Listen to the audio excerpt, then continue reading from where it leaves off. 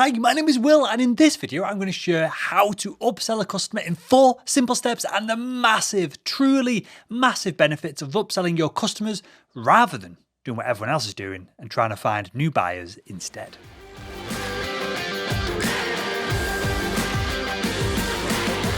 Let me ask you this. What part of your sales job do you enjoy the least? What's the worst bit? If you're like most people, you probably said prospecting. All of the cold emails, the endless follow-ups, the calls, and the relentless slog of just hearing no. And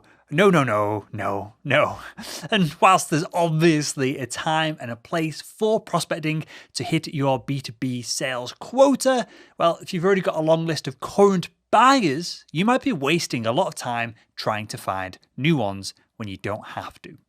Why is this? Because you can upsell your current customers to a premium product more easily than you can bring on new customers with cold outreach prospecting. And when you do so, you can drive more revenue, greater client loyalty, and higher commissions than the old standard prospecting route. But what is upselling? Well, the definition of an upsell is simple enough. An upsell is where we effectively encourage current clients to purchase a more expensive, upgraded, or superior version of the product that they already have right now. Pretty seamless, right? Pretty simple. And to make that more real for you, some examples of upsells can include higher tier membership offerings that have better support perhaps, or different product models with added features, premium packages with more products included, extended product warranties, increased personalization. There's a ton of ways that you can upsell your potential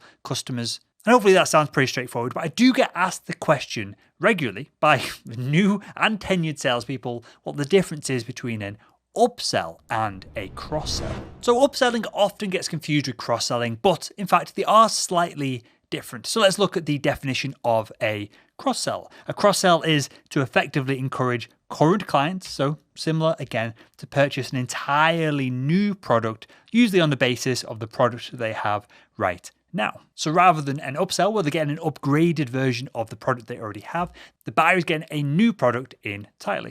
Does that make sense?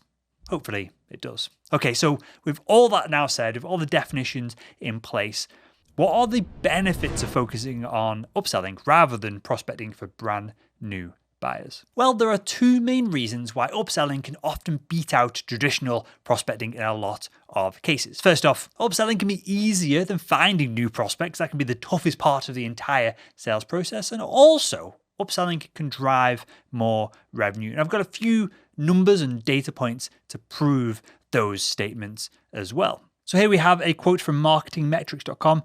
You have just a 5 to 20% possibility of successfully selling to a new prospect in most industries. However, if you're selling to an existing customer, so you're upselling, the probability jumps to 70%. That's pretty cool, right? And on the point of driving more revenue, BIA says that repeat customers spend 67% more on purchases than new customers. So upselling can make deals easier to win and can drive you more revenue as well. That's pretty cool, right? So let's get into the nuts and bolts in this. Let's get into the upselling framework. So clearly there are some very real and potentially lucrative benefits to upselling your current clients, but let's face it, nobody likes change. And unless you can really sell an upgrade, you're likely to hear lots of, well, okay, that sounds cool, but no thanks when you're trying to go through this process. That is why you need to take a strategic approach to upselling, one that zeroes in on pain points, offers quantified benefit, touches on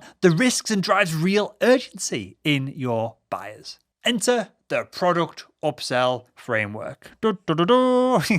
Here we have it on the screen right now. This framework's pretty simple. All you've got to do is document the results that you've got for the buyer, review the buyer's changing needs, share the risk of not changing that the buyer may have, and then drive an instant discount with the buyer so that they take action, so that this doesn't take months, years, decades to do the upsell, so that we can do it quickly and seamlessly. So let's spend the rest of this video breaking down these steps and making all this super practical so that you can implement this framework today. So the first step of the framework is to document how you've already helped your client and then share this documentation with them. It's not as complicated as what it seems, right? This is the sturdy, logical foundation which your prospecting, your sales pitch is going to be built upon. After all, B2B buyers make decisions on hard numbers, not just a salesperson's silver tongue. You can't just influence, manipulate,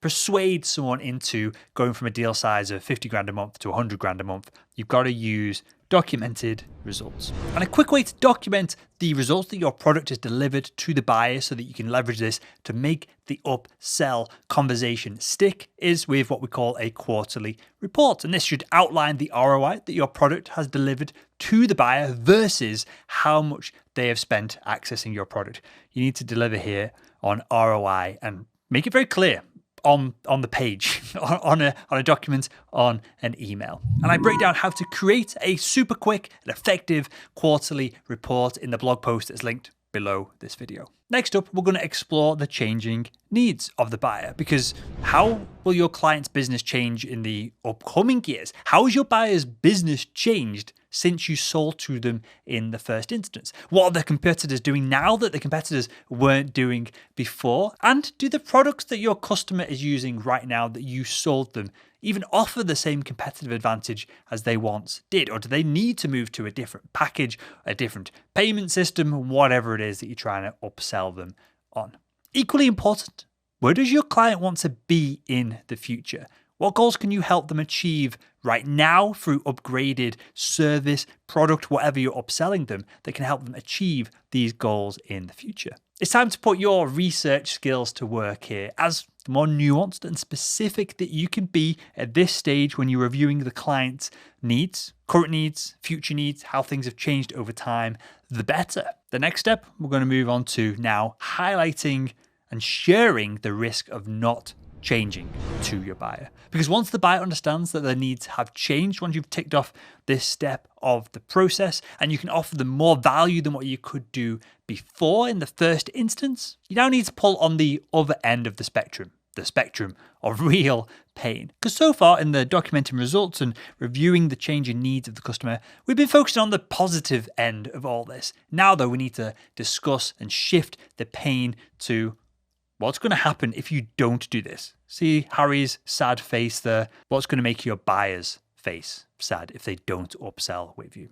We need to really just double down on the fact that there is now risk if the buyer does not agree to work with you either further or at a bigger scale. And this is going to turn the upsell from a nice to have into a necessity in the mind of the buyer. And you can achieve this, you can share the risk, you can increase this level of pain in your potential customer by tapping into the 6 forms of risk. And this is pretty simple. The 6 forms of risk include physical risk, strategic risk, regulatory risk, operational risk, technological risk, and financial risk. And if you want to learn more about each of these risks, click the link in the description of this video where I dive into all of this in more detail. And to be realistic, to be practical here, you need to share at least a couple different types of risk that the buyer is going to face if they don't move forward with you and accept the upsell. If you have no risks to share, if the buyer is only going to face one small risk, why would they spend more money with you? Why would they go through this entire upsell process? There's got to be at least 2 to 3 potential risks out of the 6 that you need to throw on top of your buyer here. Let them mull in that little bit of stress and pain before you move on to the next step, where you're going to relieve all this pain, where you're going to give an instant discount. So at this final step of the upselling framework, where we're going to look at instant discounts, you've now proven to the client that you brought them real, tangible, documented results with your product. You've demonstrated that you understand their needs and you understand that their needs are changing, the industry has changed, the competitors changed as well. And you've given the prospect a few reasons to start sweating just a little bit because you've outlined the risks of not upgrading, of not changing. And for some clients, these 3 steps will be enough to motivate them into action, into accepting whatever upsell you put in front of them. But for others, the fear of change might be still causing them a tiny little bit of hesitancy. That's when it's time to break out the big guns, to break out the instant discount, to start leveraging some urgency in this deal. The instant discount should be the motivator that gets the client to sign on to this deal, but this isn't any old discount. Instead, this is a time-based discount and it's only valid until the deadline that you set the buyer. A lot of the time in the B2B space, when buyers aren't spending their own money, they're solving a company's problems rather than their own.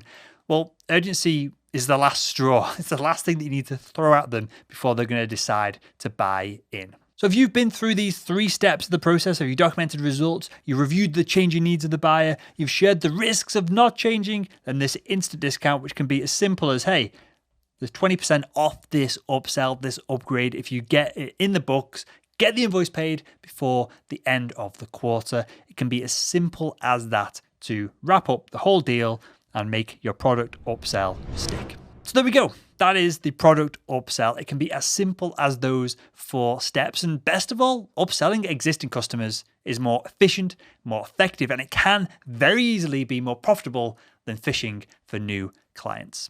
Hopefully you enjoyed this Selling Made Simple video. If you did, why not click the video that's on the screen right now and continue making selling simple.